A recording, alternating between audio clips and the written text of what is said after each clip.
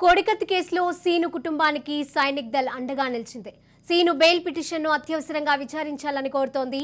CM Jaganmohan Reddy కోర్టుకు వచ్చి సాక్ష్యం చెప్పాలని డిమాండ్ చేస్తోంది. ఈ మేరకు హైకోర్టులో పిటిషన్ దాఖలు చేశారు. కోడికత్తి సీను పిటిషన్ను అత్యవసరంగా విచారించాలని సైనిక్ దళ్ రాష్ట్ర అధ్యక్షుడు, హైకోర్టు న్యాయవాది హైకోర్టులో పిటిషన్ దాఖలు చేశారు. కోడికత్తి దాడి కేసులో 5 ఏళ్లుగా శ్రీనుకు బెయిల్ రావడం లేదని, ఆయన జైల్లోనే మగ్గిపోతున్నారని పిటిషన్లో పేర్కొన్నారు.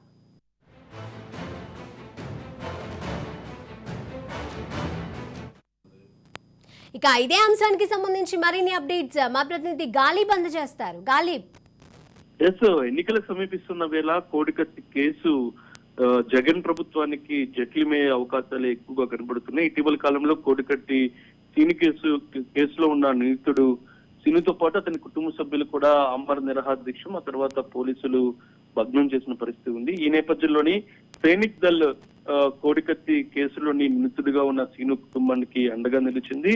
సీను బెయిల్ పిటిషన్ ను అత్యవసరంగా విచారించాలి అనేది మాత్రం కోరుతూ వాళ్ళు హైకోర్టులో పిటిషన్ దాఖలు చేశారు. సీఎం జగన్మోహన్ రెడ్డి కోర్టుకు వచ్చి సాక్ష్యం చెప్పాలనేది మాత్రం ప్రధానంగా సైనిక్ దళ్ సభ్యులు డిమాండ్ చేస్తూ ఉన్నారు. ఈ మేరకు హైకోర్టులోని పిటిషన్ దాఖలు ఈ రోజు చేయడం జరిగింది. అయితే కోడికత్తి సీను పిటిషన్ ను అత్యవసరంగా విచారించాలని కూడా సైనిక్ దళ్ రాష్ట్ర అధ్యక్షుడు, హైకోర్టు న్యాయవాది హైకోర్టులోని పిటిషన్ దాఖలు చేయడం జరిగింది.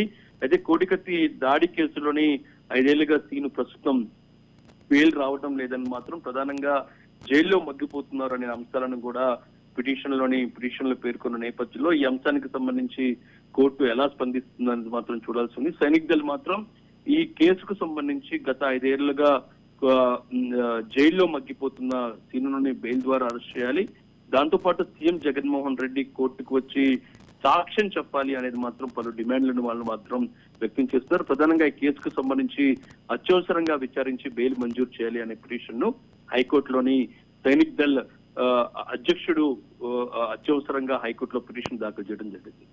Right, thank you Ghalib.